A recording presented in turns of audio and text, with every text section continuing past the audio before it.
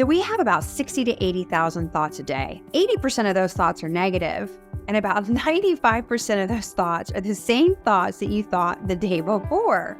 So the bottom line here is don't believe your thoughts, and thoughts are not facts. Hi, I'm Ashton, and I'm a licensed psychotherapist, and I'd like to talk to you today about cognitive behavioral therapy. So cognitive behavioral therapy was discovered or coined by Dr. Aaron Beck. But I really learned about it from Dr. David Burns back in the 90s, the late 90s. And this is actually my book, and you can tell it's gotten some love. It doesn't even have the cover anymore. And he wrote the book called Feeling Good. That's this book. This is his accompanying workbook, the Feeling Good workbook. And it's when I was really introduced to CBT, or cognitive behavioral therapy. And the premise behind CBT is that it's not external events that create how we're feeling. It's how we're thinking about the external events that create how we're feeling. So for example, if you're feeling sad or depressed, those feelings stem from thoughts of loss or rejection. Maybe you texted a person that you're interested in and they didn't text back, so you're feeling rejected. We often feel sad about that. Feelings of frustration are usually connected to unfulfilled expectations. So for example, my 6-year-old, I see this a lot with my 6-year-old getting frustrated because she thinks that she should be able to do something like, let's say, put a puzzle together or cut an apple. And she's frustrated because she thinks she should be able to do it and she's not doing it, or she can't do it. Fear, anxiety, or panic come from fear. So take public speaking, for example, which, by the way, public speaking is the number one fear that humans have because we're afraid to be judged, to stand up there in front of a room full of people and have people judge us. Another example could be anger. And so anger is when you have a strong attachment to right or wrong and you feel somehow you've been unjustly treated. You could think of that in like riots or even war. War is fueled by anger. There's a sense of unjustness there. CBT basically says that if you change the way that you think, you will therefore feel differently and behave differently too. So I'm going to go through 5 cognitive distortions that we all do. Some of us do some more than others. And in my next video, I'm going to go through 5 more cognitive distortions. So the first one I want to go over is all or none thinking.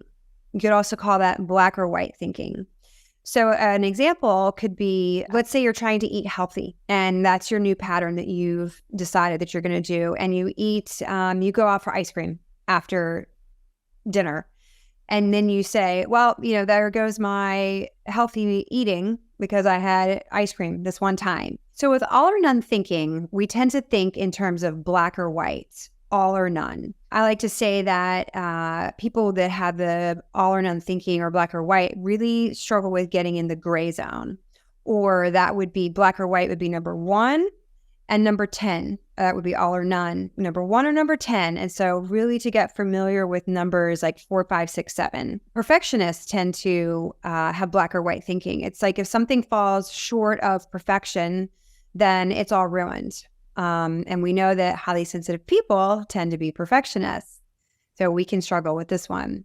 An example could be, let's say you're trying to eat healthy and you go out to dinner and you maybe have pizza and ice cream. And then you say, oh, well, my new way of eating healthy is totally ruined just because you had one meal that wasn't particularly healthy.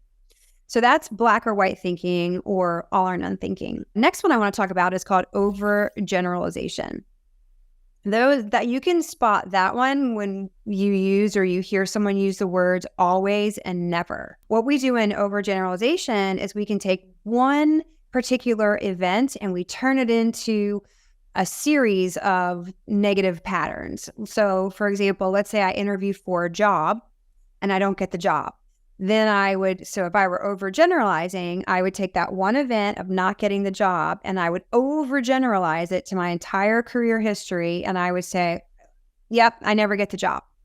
Or let's say you are wanting to be invited to a party, and it's like this one party that you don't get invited to. And you would overgeneralize that and say, see, no one ever invites me to the party. These are examples of how we distort our thinking, and it's not even true. Remember, 80% of our thoughts are negative. And if your thoughts are negative, chances are it's a cognitive distortion.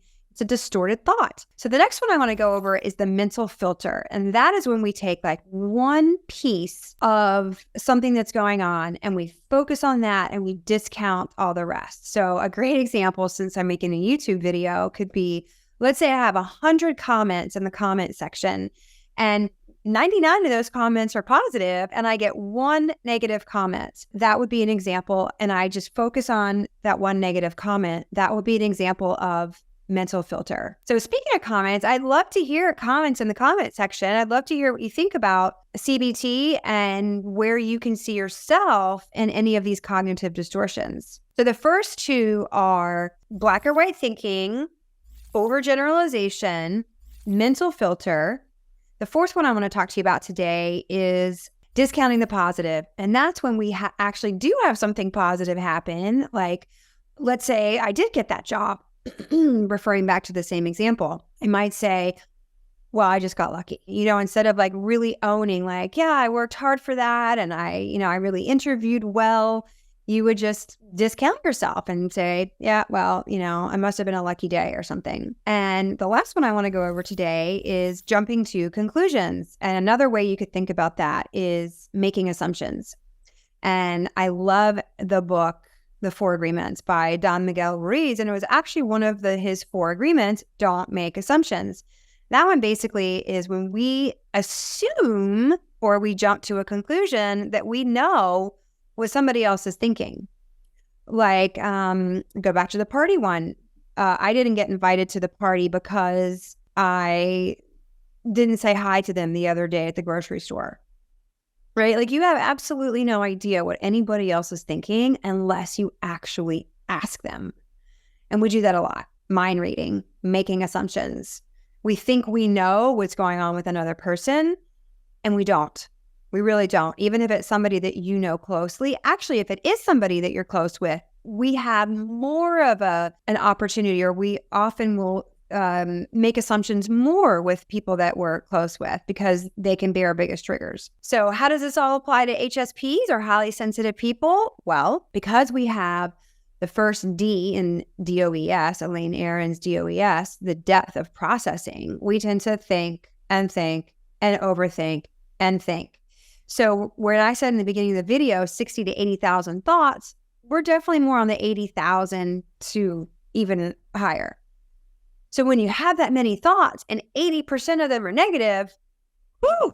And then also our emotional responsiveness, because of the negativity bias, and we can have 80% of 80,000 thoughts or more are negative, even though we react even strongly or respond even strongly to positive stimulation, we also respond to negative experiences. So if you're having a lot of stinkin thinking or negative thinking, if you haven't had a successful childhood, HSPs can be more prone to depression. So that wraps it up for today, gang. I talked about what CBT is and 5 examples of cognitive distortions. The next video, I'll do 5 more. And remember, when you understand your sensitivity, you too can claim it as your greatest asset.